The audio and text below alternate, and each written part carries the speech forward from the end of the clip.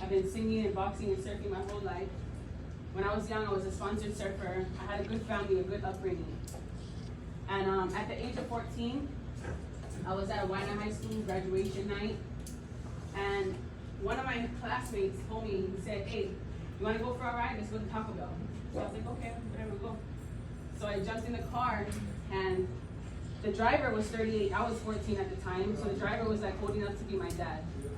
But I was just, going along with my classmates. So I went with them to the Taco Bell drive-thru, and in the parking lot, they ran into some guy that they knew, and they both put a gun on him and they robbed him in the parking lot. They took all his money and his drugs, and immediately I thought, when they came back in the car, and I seen all the money that they got and all the drugs that they got, immediately I thought to myself, I want to be like them. I want to rob people. I want to take their money. I want to take their drugs. That's cool. I want to be like them. So I looked up to them. I wanted to be like them. So that night, they were passing a glass pipe back and forth, blowing clouds, and I was telling them, can I try it? And they're like, nah, no, it's not for you. I was like, please, let me try it, because, I wanted to be like them. So I smoked ice with them for the first time in my life at age 14. Got high with them. And so that guy, the driver, he took us up Waiana Valley to a property up the valley where there was a bus. The bus was like a broken down bus, and there was no chairs or seats in it. It was a gutted out bus. And there was just futons, mattresses, blankets. And I guess he took his friends up there to just kick it. It was like a little trap spot, to get high. So we were all smoking, getting high, and my classmate was like, oh, I'm gonna go to the store, I'm gonna come back. Well, long story short, my classmate never came back. The guy held me hostage on that bus for 12 days. Beat me, drugged me, raped me. Force-fed me pills so that I would knock out, so he could do whatever he wanted to me. Every time I woke up, I couldn't swallow. Like, there was choke marks around my neck. There was bites and bruises all over my body. I couldn't walk. I had a hard time swallowing. And I would beg him to let me go, and I would tell him, please, please let me go. And he would tell me, no, you ain't going nowhere. After about 12 days, he started to nod out.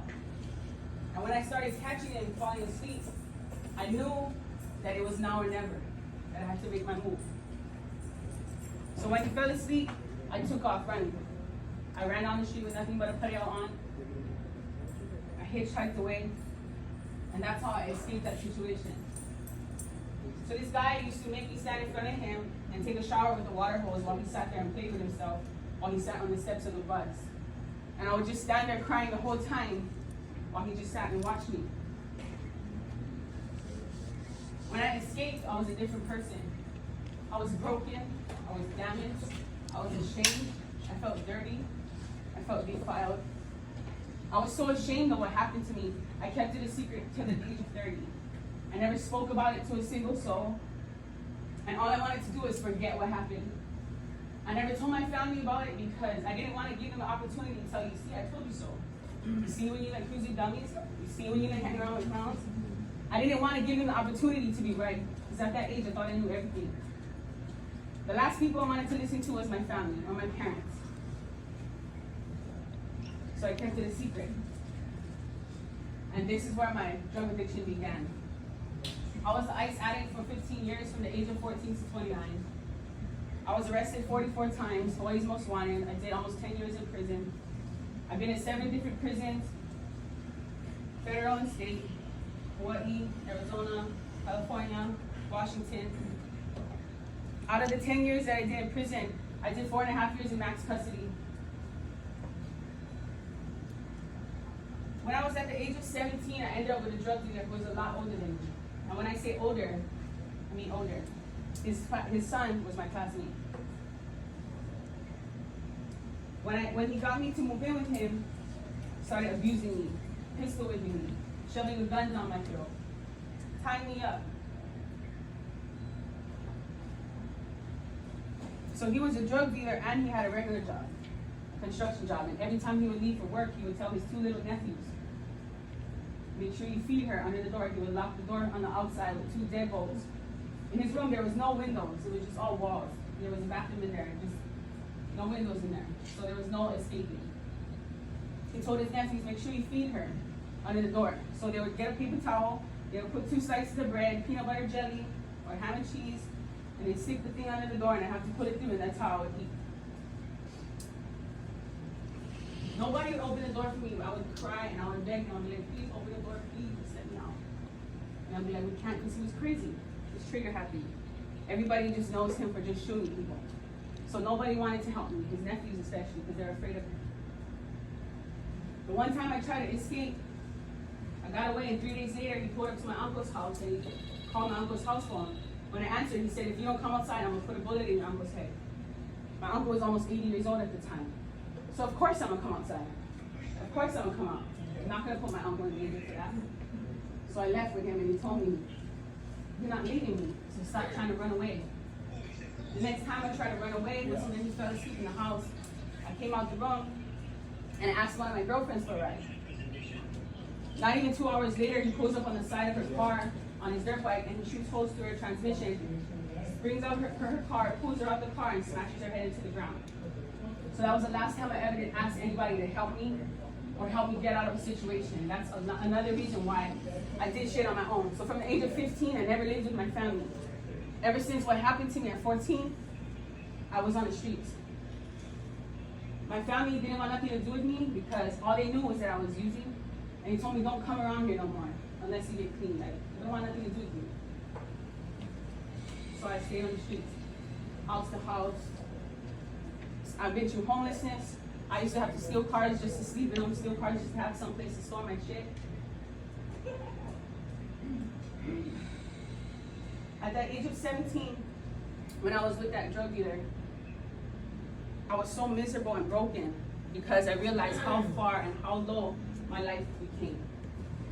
And I'd rather die than live through that. And so I tried killing myself. So he had a condition called lupus, and he had a lot of medication in his room. So I took all the pills that I could find in this whole room, bottles of pills. I tried to kill myself. And the next time I woke up, I was in a hospital. I woke up, I was connected to IVs, they had pumped my stomach, and I looked to my right, and he's sitting on the side of my bed. And the first thing I did was start screaming and crying. And I started yelling at the doctors, why'd you save me? Why'd you save me? I wanted to die. You guys ruined it. I didn't want to be here no more. Why'd you save me? And after we left the hospital, he told me, stop trying to run, Terann. Stop trying to run. So I prayed, I said, God, help me. Rescue me from this situation, please. 2 days later, he went to prison for shooting somebody at Habilitat. And that's how God got me out of that situation. Because I was ready to take my life. After that happened, I was numb. I was cold-hearted. I was dark. I was ruthless, heartless. I had no feeling, no emotion. I couldn't laugh, couldn't smile. I didn't know what it was like to be happy. I didn't know what it felt like to laugh anymore. I stopped growing up at the age of 14. Never been to a prom, never been to a dance, never had a sweet 16. Because from 14, I already was forced to go from living to surviving. So I started dealing drugs. I started robbing everybody. I started robbing drug dealers, started robbing houses, started stealing cars, started breaking into businesses, started doing identity theft. I did it all. I mean, as you can see, 44 arrests. And that's just my arrest, not speaking about the things that I never got caught for. Shootouts with the police, high-speed chases, shootouts with drug dealers. Situations where I'm gun pointed and surrounded by 6 men at once, tied up in a trunk, trapped in a house that I'm trying to rob and the owners come home. I've been in so many situations where there's no reason I should be alive. And I know everybody in this room can relate to me in some way. When my family would beg me to come home and to come back, after they seen how far I went, they would beg me to kind of come home. But no, I'm good. It's my family now. The streets is my family. I'm good. All I wanted to do was stay numb and forget my pain. I didn't want to remember what happened to me. I didn't remember how far I went. I just wanted to stay numb. But you know what? I know all of you don't understand that getting high is like chasing a counterfeit joy and a temporary happiness. Something that never lasts. Something that always takes you further and further down. So when I went to prison, and I did my state time, I did 7.5 years in state. When I came out, I honestly had nothing to look forward to when I came out, so I went right back into my old life. Selling drugs, all of that. When I was selling drugs, after about a year, a lot of my friends, everybody in my circle started dying. They were getting shot, stabbed, killed, arrested, facing 20, 30 life. So one of my good friends, he got shot in the face, he lost his eye, wearing a glass eye today. The other one got shot 2 times in the stomach. He survived, so today he has that bag that catches the shit in it. My ex-boyfriend got stabbed to death in Kaneohe. Drug deal gone bad, he's dead. My best friend Tommy got beat to death over probably a half gram of dope and some motorcycle parts. My friend Tatum shot up dope in her arm, got an infection, she died. Our other friend shot up too much dope, stopped his heart, he got a heart attack, he died. This list can go on and on and on and on and on, and I know you guys understand that. You guys all understand what I'm talking about. The only place that we end up is prisons, institutions, and death. And when we say institutions, we're talking about mental institutes. Sometimes you smoke something and you're never the same. How many of you know people or have friends? Like I have a friend who was gorgeous. He was 6'3", ripped, gorgeous. Every girl was in love with him. He was a pro surfer, pro boxer. Somebody gave him drugs, and after this once. Today, he's walking by Wynette Harbor, pushing a grocery cart full of trash, naked most of the time and talking to himself. And he'll never be the same. I go up to him and try to conversate, and he can't even conversate with me. He don't even know who I am or remember me, but yet we grew up together. Our other friend, he had a big house, he had all the cars, all the money. He was the spot that we would go to go party, to go kick it. We go to his house. Somebody gave him crack. After that, he started selling everything. His TVs, next thing, his couches went, sold his car for a ball. Today, he's sleeping on a twin mattress at Cabanas Beach, tripping, talking to himself. He'll never be the same. I know a lot of us lived through similar experiences, and at that time, we think that drugs is the only way we can cope. We think that drugs is being numb instead of feeling is better. So for me, what made me change is my brother, my 20-year-old brother. It was 2 weeks before he turned 21. My brother is nothing like me, first of all. Never did drugs in his life. He really was like a nerd in school. He was a good kid, he was driven. Like, he stayed out of trouble, he was quiet to himself, never got in trouble. Well, he went to a rave with his friends in Kaneohe, and they were all drinking alcohol. And one of his friends gave him a pill, and within 10 minutes, it stopped his heart. My brother died 2 weeks before he turned 21. And do you know his friends that he was with, instead of trying to help him, they left him there because they were more afraid of getting in trouble for giving him that pill. They were more afraid of saving their ass than they were of saving my brother's life. So they let him fucking die alone. They left him there to die alone.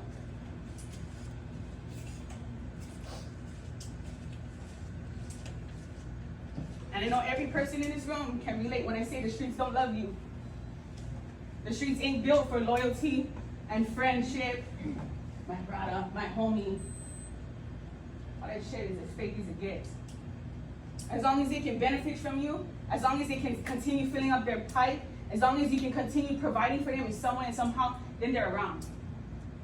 But the minute you can't provide for their needs, you don't give two shits if you walk out on the road, get hit by a bus and die. They could care less. But yet, that was the people I chose to surround myself with and waste my time with instead of my own family who loved and begged for me to come home, cried for me and prayed for me. I chose these people on the streets. When my brother died, I witnessed firsthand the pain of my family, watching my mom, watching my family fall apart, devastation, pain, and just darkness. And I realized I didn't want nothing to do with this drug no more because, for one, I already wasted 15 years of my life being held captive by that drug. And in my head, this is how sick my thinking used to be. My goal was to get shot from the police because I thought that was an honor. I thought that was like the way to go out, you know? I already knew I was gonna be a drug addict. I already knew I was a criminal. I already knew that my life was fucked up. So I told myself, okay, I get killed by the cops and end up, and that's all good. Like, you know, I lived my best life. And I really believe that. But when I watch the loss and the tragedy in my family, I watch my family fall apart, I ask God, why not me? Why him? I'm the one who took my life for granted. I'm the fuck up. I'm the one who tried to kill myself. Why let him die? He was the good one. And you know, and it hit me. He was the sacrifice to save me. Because I realized if that wasn't enough for me to stop, then nothing. I lost so many people that was close to my heart. Friends, partners, family. And it didn't hit me till it was my own flesh and blood, my brother. And watching that pain, I realized I'm causing the same pain by dealing drugs and flooding the streets with drugs. It's just not my family. But I'm causing that same pain that my family feeling by contributing to our pandemic, by contributing to the pandemic in the streets, to the addiction. Like, you guys all know, our island, our pandemic is so bad. It's so bad. Everybody in the mainland, like I live out in Vegas now, and everybody's like, oh my God, you live in Hawaii, that's so cool. I always wanted to go to Hawaii. They think we all dancing hula and grass skirts, drinking pineapples and surfing on a beach. But I'm like, oh yeah, go to Hawaii. I can show you what Hawaii is about. I will take you to Waianae Harbor. I will show you for real what Hawaii is. You guys all get this fantasy picture of what Hawaii is, but you guys not seeing that. They're like, oh, Hawaii has crime? What? People do drugs in Hawaii? Nobody knows that we suffer just like the rest and we struggle just like the rest, if not worse. So after I lost my brother, I made a decision and I prayed. I literally begged God. I stood in my kitchen when I was living on Gulick Street. At this point in my life, I was at the worst part of my life. I was living on Gulick Street, selling drugs on my house right across from the game room. And I prayed. I said, God, please help me. Help me hate my addiction. Help me hate this drug. I took all the pipes I could find in my house and I stepped on it and I smashed it. I remember walking around with glass in my feet and blood coming out of my feet. But I was so determined to do whatever it took to remove this plague from my life. I was so sick and tired of being sick and tired. If my brother's death wasn't enough to change my heart, then there's nothing in this whole entire world that could change me. How far would I have to go? How much pain would I have to endure? What would have to happen next if that wasn't enough? What other person would God have to take? What would have to happen for me to finally realize that this is not what I wanted anymore? I gave the streets 15 years of my life. I gave prison 10 years of my life. That's 25 years I lost. I'm 35, do the math. So I spent more time in the streets or in prison than I have really living my life. And that's sad. I got clean, and by the grace of God, I've been clean and sober about 6 years today. And that's the greatest decision I ever made in my life. You know, sometimes we think like, oh, I get sober, but who I would cruise with, or what friends I would have, or what I would do, you know? So for me, I had to sacrifice. I had to be okay with being uncomfortable. I had no friends. I had no company. I couldn't go nowhere. Stay home. I had to detox. I had to struggle. I gained 80 pounds my first year of sobriety. And I went through a depression. And my first thought, because us women, we always struggle and get insecure about our weight, because that's the first thing that happens to us every time we get sober. Oh, we're getting so fat, you know? So I was like, oh, guaranteed 2 weeks on the pipe, I would drop down to my regular size. But it was because my body was starving for so long. Everything I put in my body, it held on to. So look. Hello, good. And then one day, you know, I realized I wouldn't trade my worst day of my sobriety for my best day, my addiction. Because you know what? God, I promise you, when I closed those old doors, God opened new doors. All those friends that I thought I had, God gave me new friends. That darkness that I was so stuck in, God brought me to the light. everything I knew my entire life. All I knew was drugs, how to sell drugs, how to steal, how to rip, how to rob. That's all I knew. That's all I knew, and that's all I taught myself. Reminder, I stopped growing up at 14. I went from living to surviving. I was no longer a child. So I didn't know any better. When I got sober, my first job, I was making $9 an hour working at the airport, wearing an ugly ass uniform, okay, doing parking. And some people that I knew that I used to sell drugs to would be coming through the airport, and I would be like,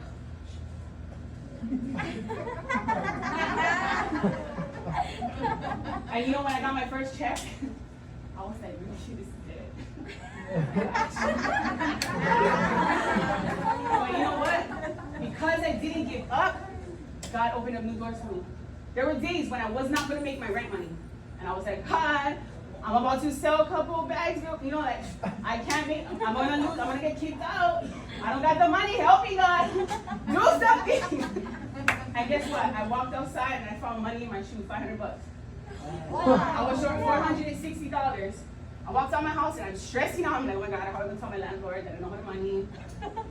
I said, locking my gate. I said, locking the door to my door, to my front door. And I look down and I see when green stuff sticking on. I come home and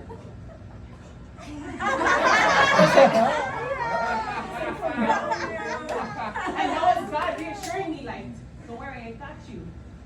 It might have not been enough for go buy me a Louis purse, but it was enough for keep a roof over my head. Okay, a second time, I was late on my rent, and I was not late, but I was short on my rent, and I was short, like, at least $1,000. And my mom calls me, and I think to myself, what am I gonna do? When I get in my house for sale?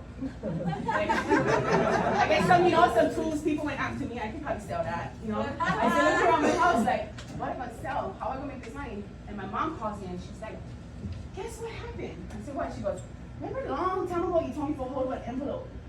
And I was like, yeah. She said, well, I was doing spring cleaning today and I was cleaning out my pantry drawer and I found the envelope and guess what was inside? And I was like, what? And she said, $2,500. I said, I'm coming now. And so all of these things that would happen was reassurance that God did not abandon me. All I had to do was hang on to the very end. If I would have gave up and went back and did shit my way, all my blessings would have got taken. But He's testing you. He's testing you to see how far you would go, how much you would endure before He jumps in. Before He jumps in. But it made me realize that God never forgot me. He never forgot me, and I was never alone. And He saw my suffering. He saw my struggle. He saw my worry. And the fact that I allowed Him to handle it instead of reverting to my old ways continued to bless me. There was a day when one of my friends knocked on my door, and I was like, oh my gosh, what are you doing here? He said, I don't know, something just came in. Somebody told me to just give you this. This guy did not owe me money. He had no debt with me. But he came and he gave me $300, and I really needed him at the time. And I was like, really? Who told you? But He gave it to me, you know, and these little blessings, I never forgot it. These things stick out in my mind because these were times when I doubted the path that I was on. I'm like, I wanted to be sober, but I never like be 80 pounds heavier. I wanted to be sober, but I never like be broke. So the longer I held on, God started opening the doors. So then I got a better job.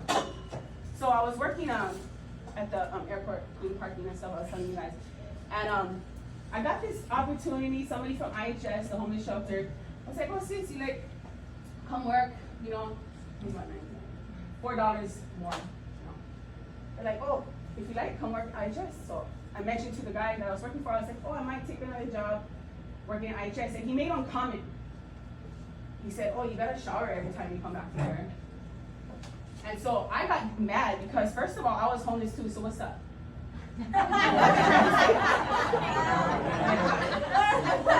So obviously, your whole life you got shit on a silver platter, because guess what? I never. I was homeless by the age of 14, 15. I slept on the street, I slept in cars, I slept in people's yards. Never had no place to go, knock on my friend's house, they don't answer the door, so I just sleep in the yard. Grab the water hose, shower, I fall asleep, leave the water hose on, almost drown. Wake up the next morning, half my face sunburned, because it's at the end of the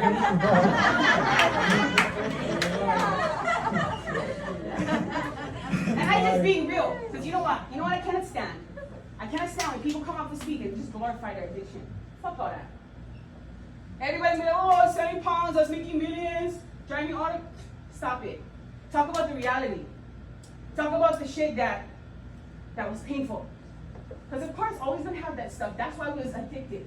Because there was the things that we enjoyed.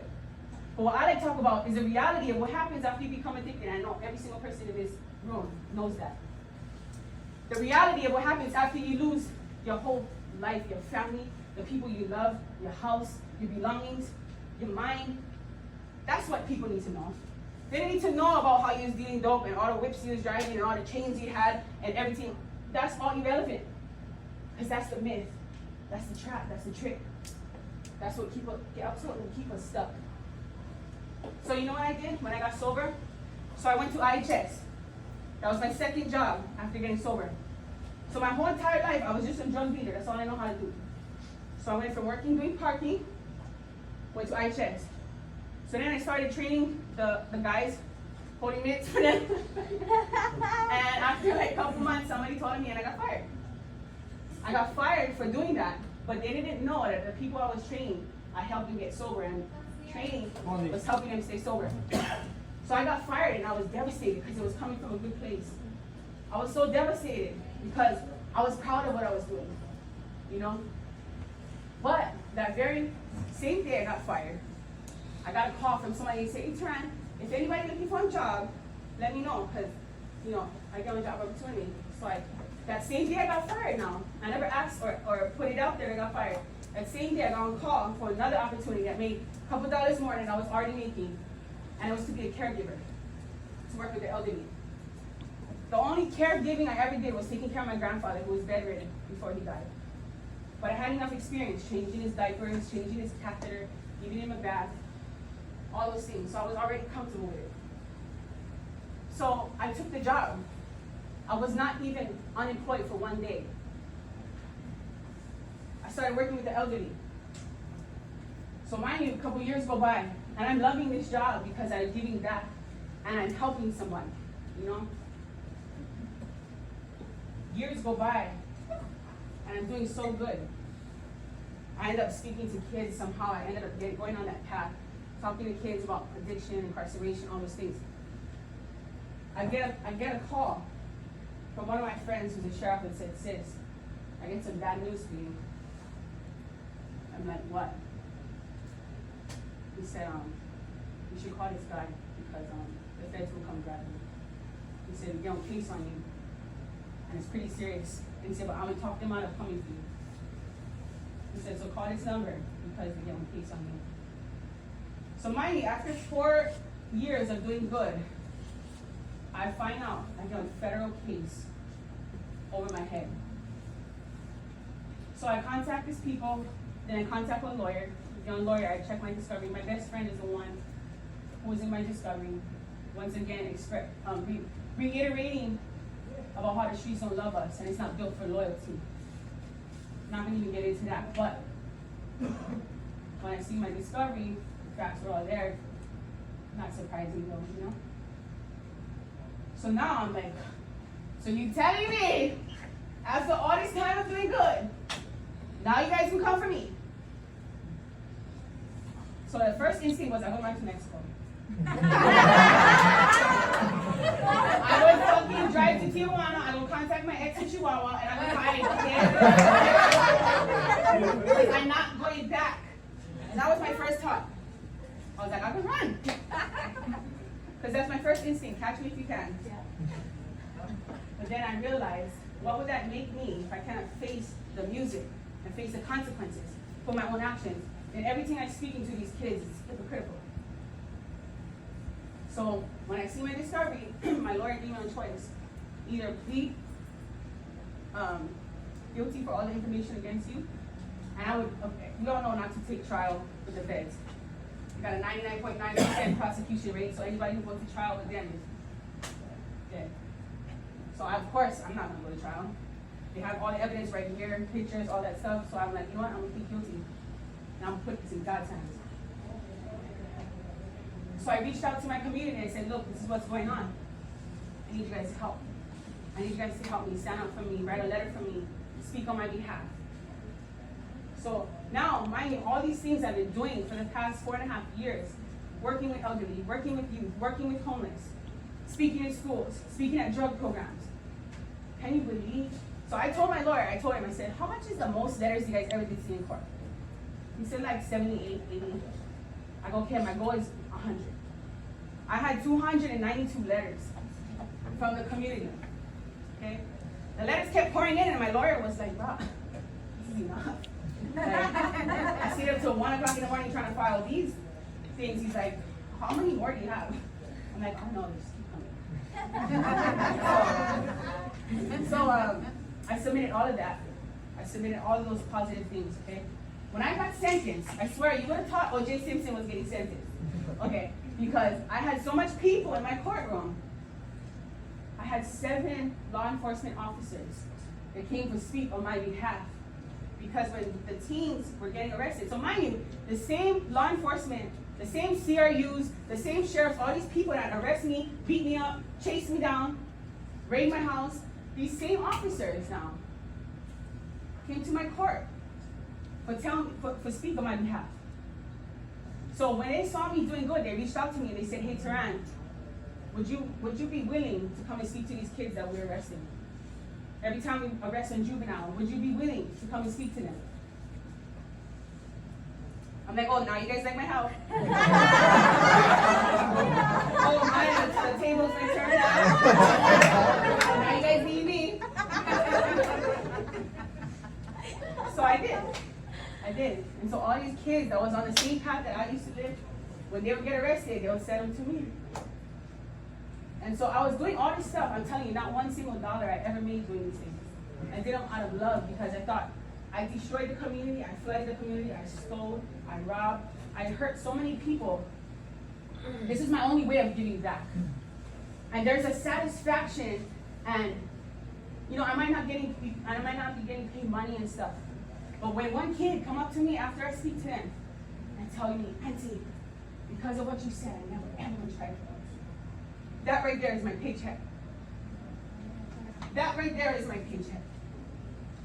To know that I saved one life from following my footsteps. To know that I saved one person and made an impact on just one person, that's my paycheck. I flew down here. I flew down here, okay? I don't get paid for this. It's not my job. It's not my career. I come on my own time. All the stuff I do is for free. I do this because the love in my heart. All the stuff I've been through, all the pain I endured, everything I overcame, if I can just open your eyes and just maybe tweak your mindset and help you see things differently, then I succeeded. Then this time I spent here wasn't a wasted time. Because trust me, I never come here for wasted time or mine, because trust me, believe I'm tired. I really like sleep, but I came anyway.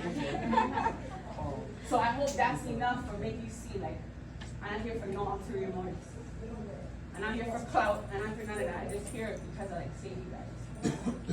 So that same hustle, that same mentality that I had in the streets of selling dope, robbing and ripping, I took that same hustle and flipped it into something legal. So after I got sober, I was sober about 4.5 years. I started my own meal prep business. I started selling skincare. I made my own protein bar business. I started doing all this good stuff, okay? And now, when I go and meet people and sell stuff to them, I don't gotta worry about when I pop my trunk. I don't gotta worry who stayed behind me when I pop my trunk. When I pop my trunk and say, here's your meal preps, it really is meal preps.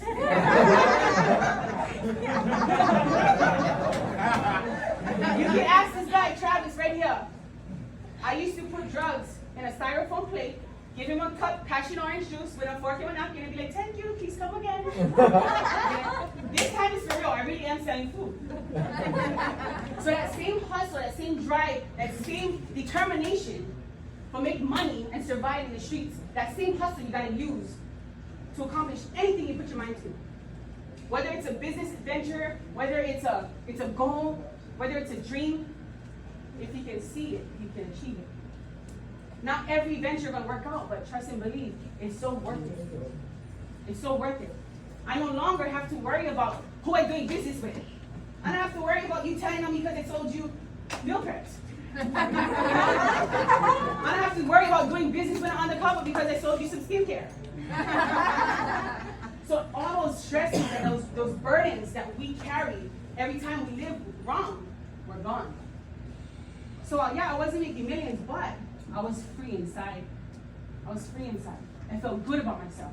I felt happy. You know? Like, I cooked that, they bought that. So it was a sense of satisfaction and accomplishment. I was able to be proud of something. You know, you can only be proud of being on drug dealer so much. You know what I'm saying? But I could really be proud of my accomplishments. I recorded music. I tried all kinds of stuff. To be honest, like, my mom even told me, like, you're doing so much stuff, like, why you don't figure out one thing to do? Because I was in the studio making music, I was doing skincare, meal preps, protein bars, and I really, like, I don't know what I want to do. But what I do know is my goals now. So my goals is to fill up stadiums with people, with youth, with people like you, with people at-risk teens, with those struggling in addiction, just so I can tell them my story. Another goal of mine that I have is opening up a transitional housing for people coming out of prison. Because I've been in so many clean and sober houses, halfway housing, all that stuff, and sometimes, like, the houses that I was in, the owners were like gone the whole time, but they would come to collect that check. Or their house was messed up, it was ghetto, had cockroaches, had bed bugs, the windows was painted shut on the outside so we couldn't even open the window. Or we was crowded in there like sardines, uncomfortable, like I still feel like I felt like I was in prison still. So I'm determined that when I open my transitional house, I'm not gonna repeat those mistakes.